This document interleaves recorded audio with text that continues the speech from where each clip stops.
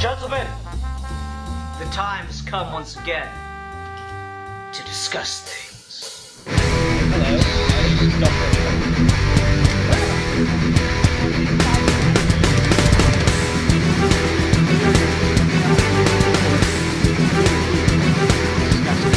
Wait, you're God?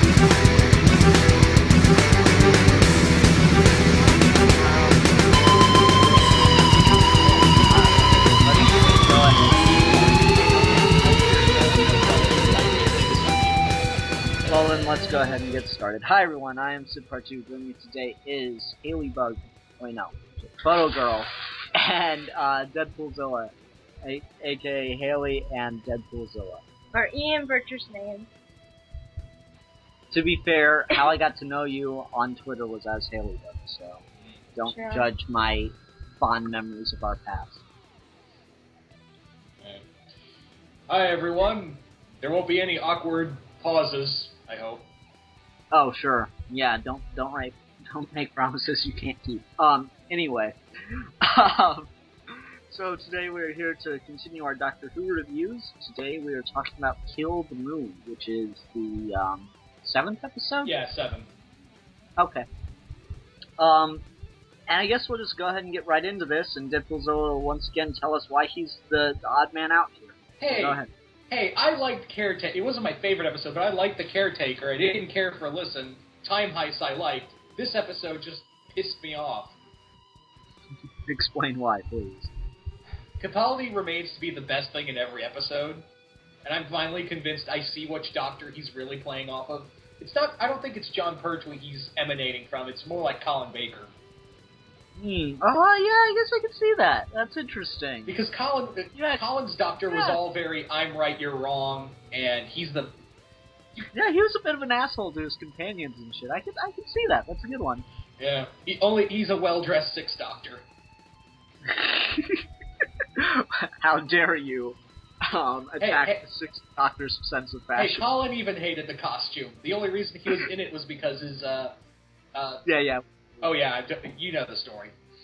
Yeah, but anyway, so like, alright, so you like Capaldi, fair enough. What about the episode pissed you off and enraged you to record? First off, Courtney, that girl is annoying. The whole moon is an egg. Deadpoolzilla just hates children. I want to get that out there. Deadpoolzilla just despises children. Well, she's better. She's annoying, but I would take her over those two annoying-ass kids from Nightmare in Silver. Fair enough. That were in it for, once again, 5 minutes, but okay. But no, the thing is with this episode is that it's trying to be deep and meaningful, but at the same time, I'm like, the answer is obvious. You know what the people of Earth are going to choose. Why do you even bother? And the whole time, the other astronaut, who's also incredibly one-dimensional, is right. No. The whole point of the episode was that she turned out to be wrong. They even show that she was wrong about everything at the end. Well, the other thing is that with this episode is that you have the moon is an egg thing I can get behind because again it's nowhere near as hokey as the Rachnos ship is really the center of the Earth. Yeah, it's not as bad as that. But, I mean, that is kind of a weird thing that we got the... if you think about that, while the moon was being gestated, there was a alien ship at the center of the Earth. And they both had spiders. And they both involved spiders. That is a little weird, I'll give you that. The other thing with this is that I think that... Also, did anyone else find it kind of racist that the mining team was a group of Mexicans? No, I was actually kind of cool about that. I was like, oh cool, Mexicans in space. Yay! It reminded me of that episode of South Park where the kids want to get the whale to the moon and then go ask the Mexican astronauts and it's like 500 and they're like $500,000? No, $500 to get a rocket launched to the moon.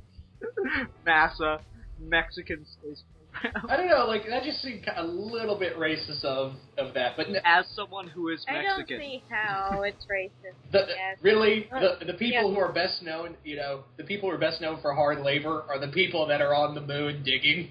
Real. Well, I mean, Yeah. I guess, but I mean, as a Mexican, I thought it was kind of cool that the Mexicans were the only ones in space. This is one small step for man, one giant leap for ochoros.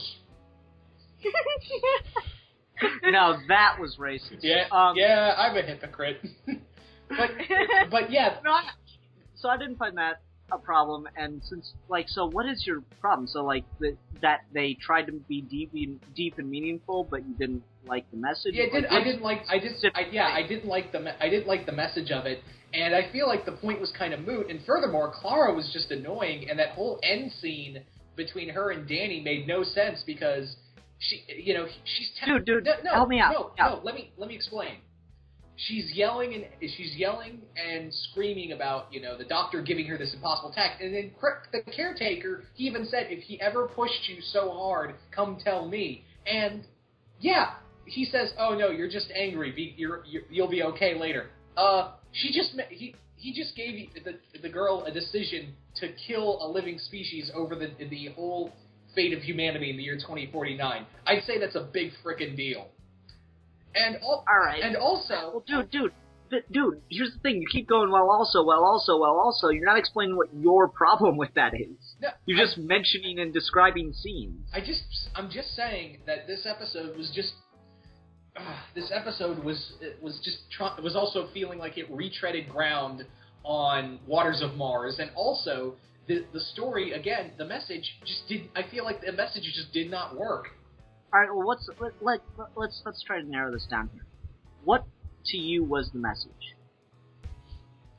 The message of the doctor, the doctor trying to manipulate time and all that, and also we've already had a retread of that. We've already had a total. Dude, quit going off. Just answer the question. What to you was the message here? What was the story trying to say? What was your interpretation of what the story was trying to say? That whole choice between the creature in the moon and the people of Earth, that seemed kind of stupid because we knew what choice the Earth was going to make. We knew because... How did we know? Really? You really think mankind is that, generous? No. You. I don't know. In Dragon Ball Z they were. This isn't Dragon Ball Z. This is Earth. In 2040. Oh yes, this is such a more grounded series. Well, no, I guess I see where you're trying to get, but you just keep jumping all over the place, and so that's making it really difficult to start here. And I'm going to eventually let Haley talk, but sorry, dude. No, it's just like I guess I see where you're coming from. It did seem kind of obvious that the humans were going to choose to kill the monster as opposed to save it. But at the same time, the whole point of putting the choice there was to make you wonder whether or not that was going to be it. Because at first you assume, like, they open the episode and you go, an innocent life versus, a whole planet. Okay, yeah, but then once you get the reveal of what kind of life it is, and that's in the back of your mind, you're like, well then shit, maybe. Well, here's the thing. They never really, the doctor never explains because, again, it's an unknown species. And then the astronaut says, we don't know what it's going to do when it hatches. And they didn't know that it was going, the eggshells were going to dissipate, which does not happen unless you're an amphibian, by the way. But yeah, we didn't know. It's a space amphibian. No, we didn't. They were kind of like, yeah, we're in the right here. And also, I guess the doctor's pro-life. I'm just saying. Well, no, I think. But no, the thing is that they were doing it in self-defense. I mean, even the doctor didn't know what it was going to do. Maybe it did. Maybe if it did hatch, maybe it would started attacking mankind. I mean, the doctor was a lot more. Should have been a little more careful, I'll admit. But at the same time, I'm kind of wishing maybe we should have thought this through rather than leave up the decision to all of them. And I know what the doctor was trying to do, and at the same time, I feel like he was right in a way. Like, and Clara was just yelling at him for doing that to her. Which again, it was kind of. Let's leave it for a little bit because Haley, we're like almost 10 minutes into the episode and Haley hasn't been able to talk about this, so go ahead, dear. Okay, well, I agree with Deadpool Zell a little bit on this one. I think it's my least favorite episode, because to me it felt like a filler episode.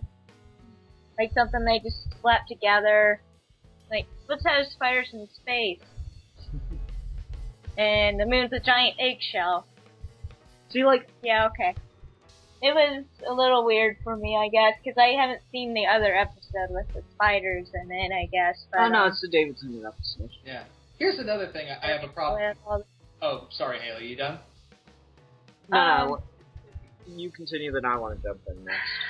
I have to say I didn't like the fact that Courtney was in it, too. It just...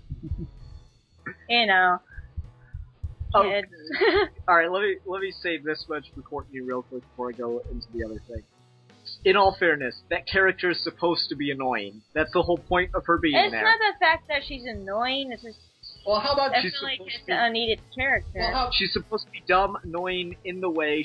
She's not there to So in other words, a dumb teenager. Well, how about some character development is all I'm asking, you know. That whole thing of... Okay, first off, the whole message of the Doctor trying to make her feel important. Let me say this. Why does she need to get validation from the Doctor, a person she's only met only a week ago, and why is that so important to her? Now, if you say... Well, no, shut up. I think it's a whole psychology... No, shut up for a second. I'm not done. Tell her to shut up. Oh, I was telling you to shut up. That's different. That's her that was talking, jackass. Oh, fine. Sorry, Haley. I think the whole teenager and telling them that they're important things, the whole psychology thing, because around that time, you were in a very awkward phase, very fragile phase in your high school years or middle school years. So somebody had to tell you that you're important around that time. And someone telling you that you're not important and that you're not special is very devastating. Well, that being said, so getting off Courtney, because, like, I don't care. No. I heard. I don't care. Look, I really don't care. No. No, you don't understand the extent to which I do not care. No. But anyway, back to, like, the main thing. Let me explain how they could have fixed Courtney's character, and I would have been totally fine with the whole Doctor saying she's not special. You know, in The Caretaker, where her parents were totally uncaring about her behavior? You know, you could have just said one line to Courtney saying, you know, talking to the Doctor or Clara, talking about, you know, my parents never said I was special, and then I came along and met the Doctor. I flew in space with him, took out a giant robot. Hell, I threw up in his TARDIS. And then when he tells me I'm not special, what does that really mean? That's what I really wanted. You know, a reason behind why she's annoying, why she's such a brat, why is she posting... Well, I guess that's kind of there, though. It's just not deliberately stated. Explain it, or otherwise, she's just there... Well, no, but, like, that's the thing is you don't need it explained. You can read that into it already. It doesn't need to be stated. It's already there.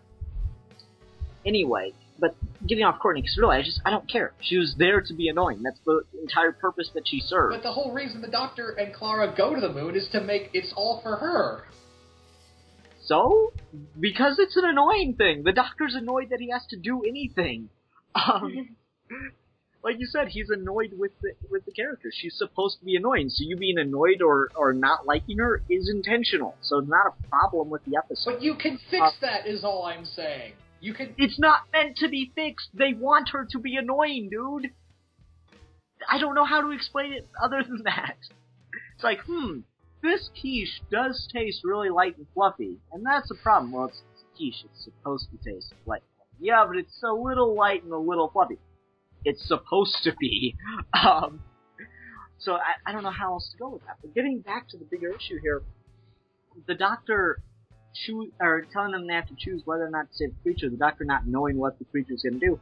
I could see that as more of a problem, but I don't see the idea of people, like, knowing that what people are going to choose as a problem. I thought that was, like, you know, that's the point of starting the episode saying an innocent life for all of humanity, because immediately everyone goes, well, fuck the innocent life, humanity is more important. Well, and then for the episode, we're told about the complexity of the creature, and so that's what makes the conflict. And then the moment of all the lights turning off is you deciding whether or not the lights should be turned off. It's you sitting on the edge of your seat wondering whether or not it's going to happen still. Because now that you've got some kind of, I don't know, now you're in the monster's corner. Fine. look, the thing is another, and that's another thing with that is that the Doctor and Clara having that conversation, and Clara saying, "Oh, I've been to the future. The moon's still there." You had this conversation in Cold War. The Doctor told you that there are points in time that are open to change.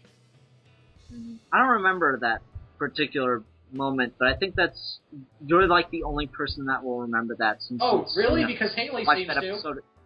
You'll probably be the only person that watched that, since you've watched that episode at least 16 billion times, just because the Ice Warriors. Sorry, had to get my Ice Warrior joke in there.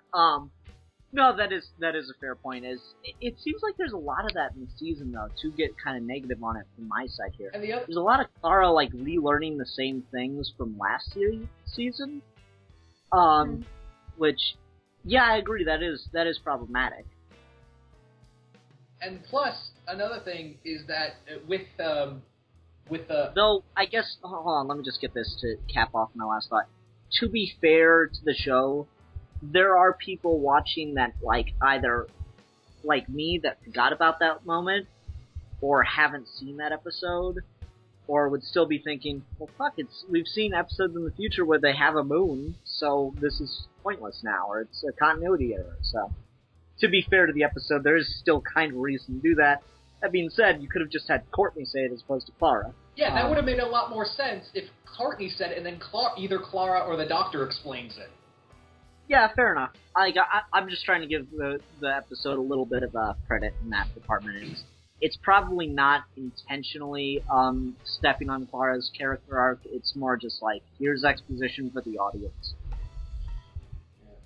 And the whole thing with the Doctor giving her that choice, it was more like the Doctor showing that he trusted her. You know? And yeah, when she got pissed off, I'm like, why are you getting mad and saying that he patronized you? He trusts you with his life, and he knew you were going to make the right decision. That's what really bugs me about it. And, it's because he put her... Well, like, hold on, dude. Don't you keep going to different things before anyone else gets a chance to say anything. Right. Like, with her trusting her, that's a really interesting thought, because she has that line of, I almost didn't press that button. I think that's more of a character thing for this particular season, with what she's going through with Danny in the last episode, where, like, she really began to doubt the Doctor for the first time. Because, in the last episode, he gave her the sonic screwdriver and said, distract it, and, be the bait. And she did it without question, and that really pissed off Danny. And so he's put this doubt into her mind of, like, whether or not the Doctor has her best interests at heart. And so with this, what I think was going on with that is she's not yelling at the Doctor for that thing in particular, but because now that she's got that in her head, she's starting to doubt the Doctor, which she's never done before. Yes, and I think that people seem to be too trusting a Doctor. I don't know why. Probably because, I'm a guy from space at time travel, so trust me. I didn't fully understand why he left during the episode. Yeah, I'm trying to figure out why he left. I'm thinking, well, maybe he actually went to the creature directly and didn't tell anybody, or... It's hard to say. Like, that part does kind of bug me. That part was weird. That he doesn't... Like, I actually would have preferred Capaldi to just stick around and make fun of everybody. He's ditching them, too. Yeah. Like, oh, you guys figure it out. Yeah. And let me... it would have been fun to just have him stick around and make fun of everybody for, like, all the debates they're having and stuff. Yeah. Yeah. Well, I think the main reason why he left was because he didn't want Clara or Courtney to look over to him as like, what should we do, and keep bothering him about it, because he honestly cannot do anything about this situation. But also the whole open point in time, though. Now that I think about it, the Doctor could do something. He said multiple times there are open points in time where I can step in. Yeah, but he's saying that this is like it's that Hitler example that he gives. It's like, we had dinner in Berlin in 1937. You didn't ask me to kill Hitler. I've never killed Hitler, which was a fun little reference almost to Let's Kill Hitler. I've never killed Hitler. So, like, the idea of that he knows he could do something here. He probably knows what, like, the quote-unquote history of this moment is. but he's not going to do it because this is something that he feels humanity needs to do on its own. I guess it's kind of like, in a weird way, since the Doctor sees himself as a father figure, especially Capaldi's Doctor being older, this becomes more apparent.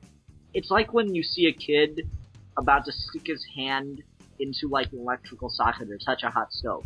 Mm-hmm.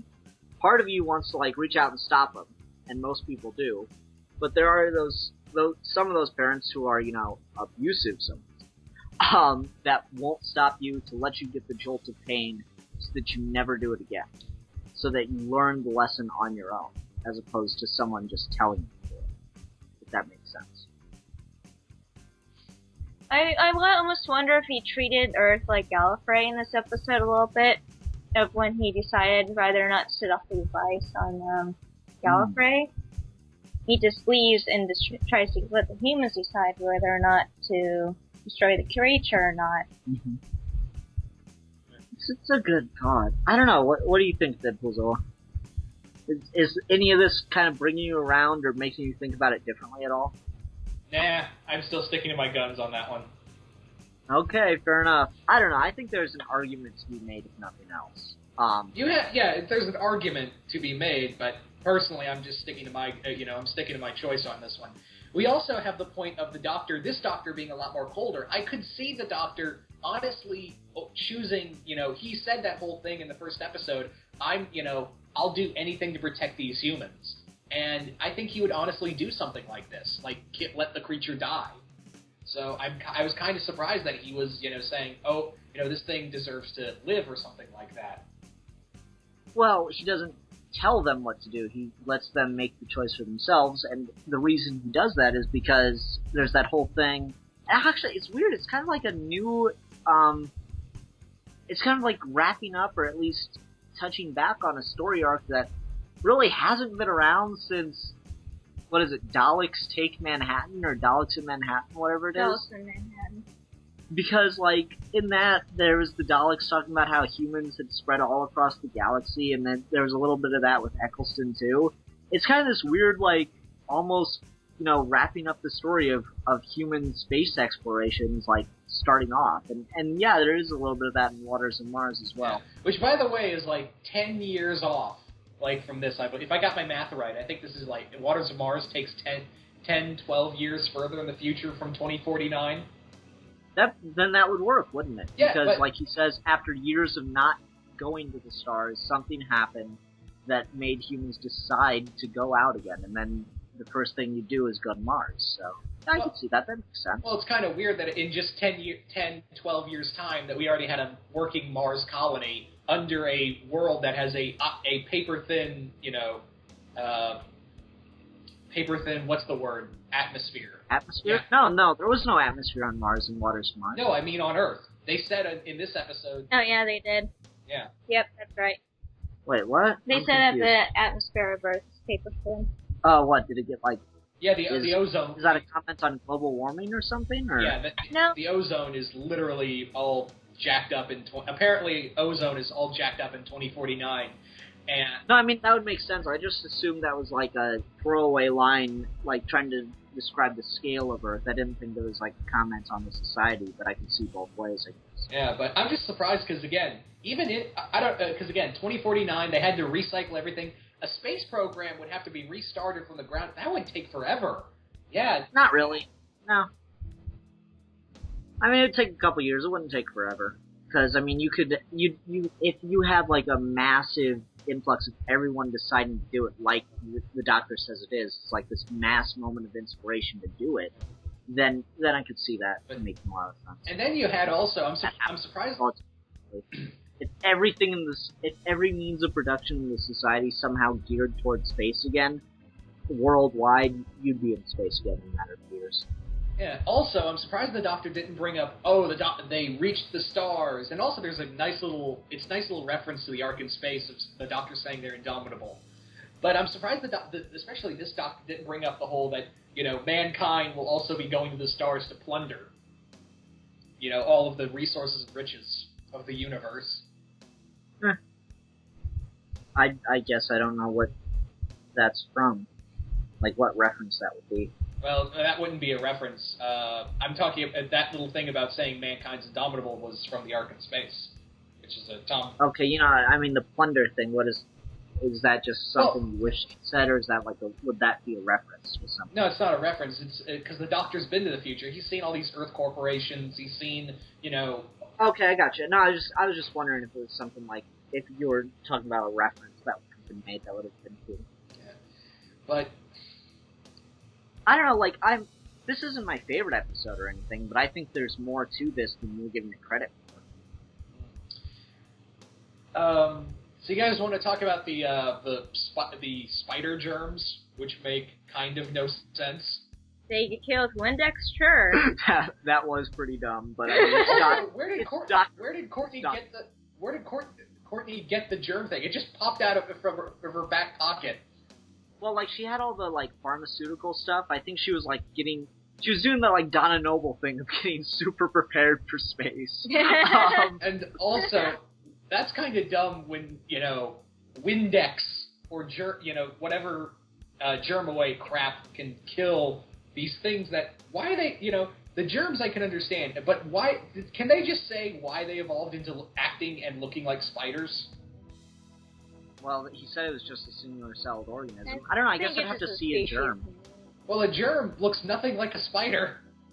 Well, I don't know. How do you know it's an actual germ that you're thinking of? It's an alien germ. Yeah, but at least say that, you know, why it's like a spider. At least say that. Convergent evolution, because, I mean, you got spiders, there are a lot of, like, species in Doctor Who that have spider-like qualities with all the legs and stuff, and, you know, they never explain their evolution. It's just convergent evolution. It makes sense. You don't, like, try to reason out every single little detail of it. It's an alien species, and, like, why, for that matter, why do Daleks have eyes? Or eye?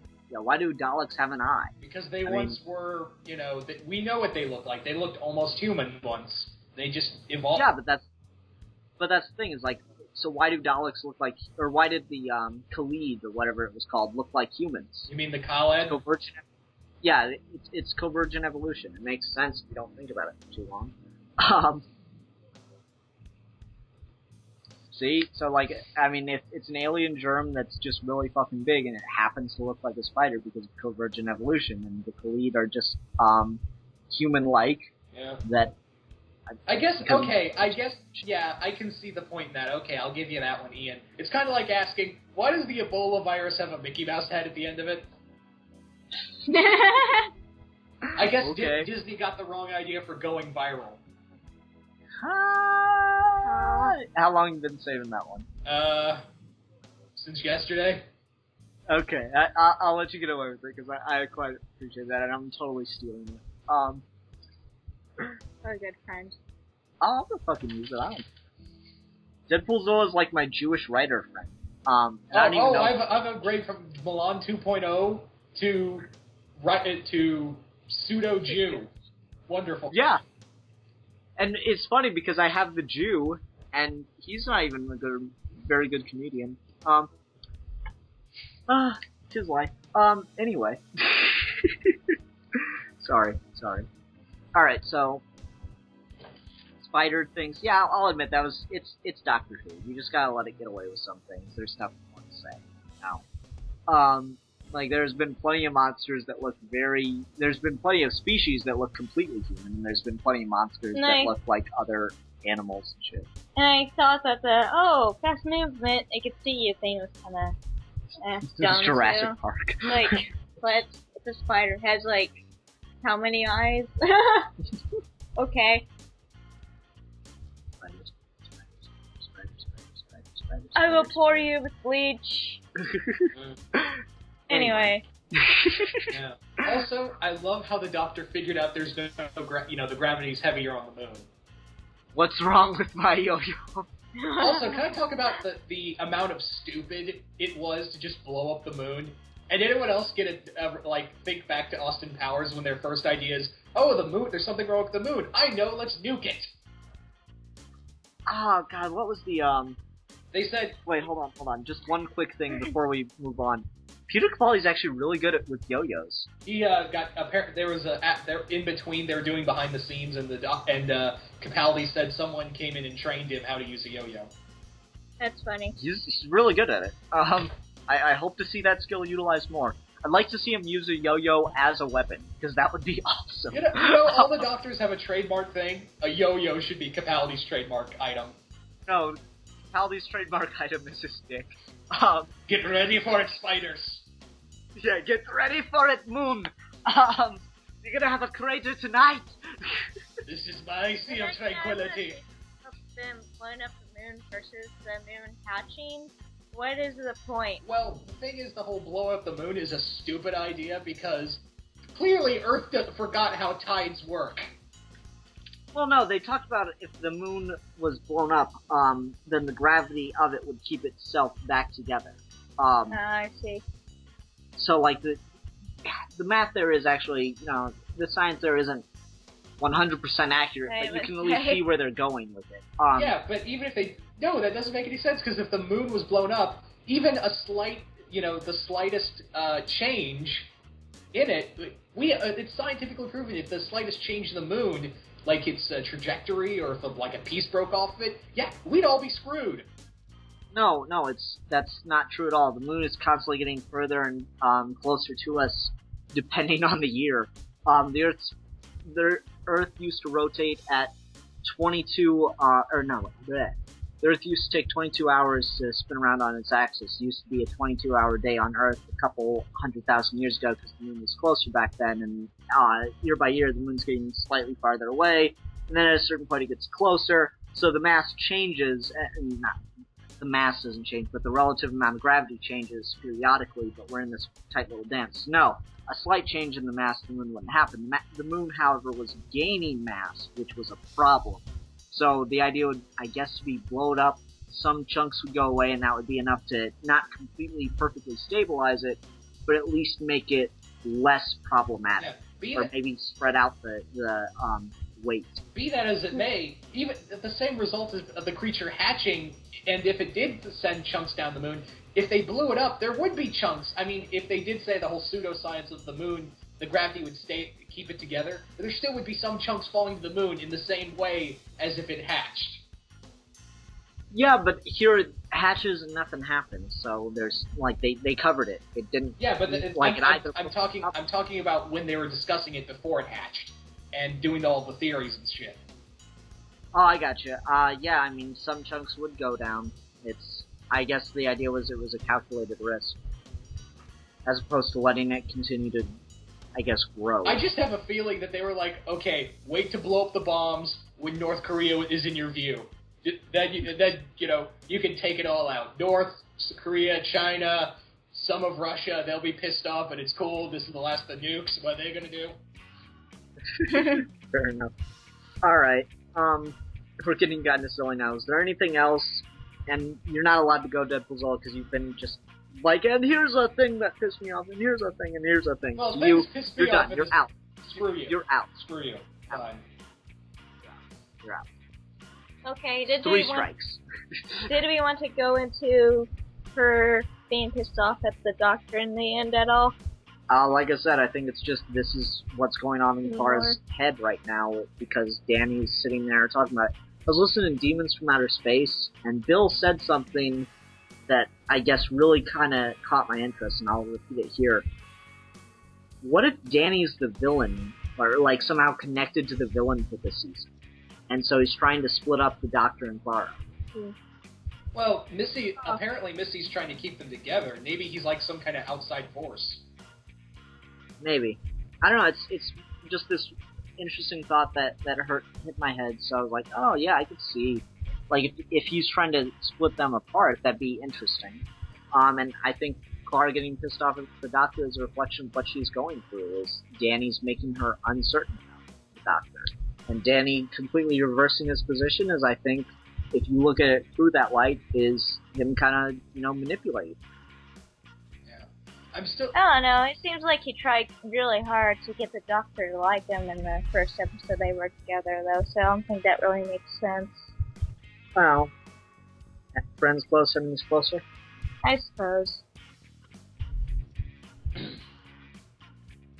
Gotta explain him jumping over the creature, though. Yeah, if he's an alien, that's how he's able to do front flips.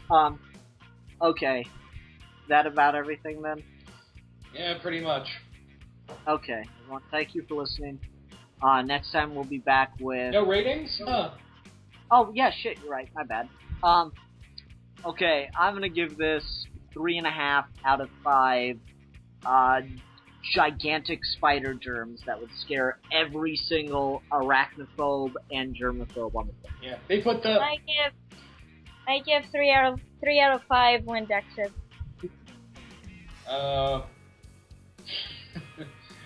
Damn it! You took my one, Haley. I'm gonna give this 2.5 Dr. Yo-Yo tricks. Yeah. Nice. Alright, 2.5's fair. It's an average episode. I can see that. I guess I just enjoyed it more than anyone else here. Alright. Everyone, thank you for listening. Until next time, I'm the Philosopher. I'm the photographer. I am the creator. And we are your geeky gentlemen and ladies. And we will be discussing. Wait, you're God?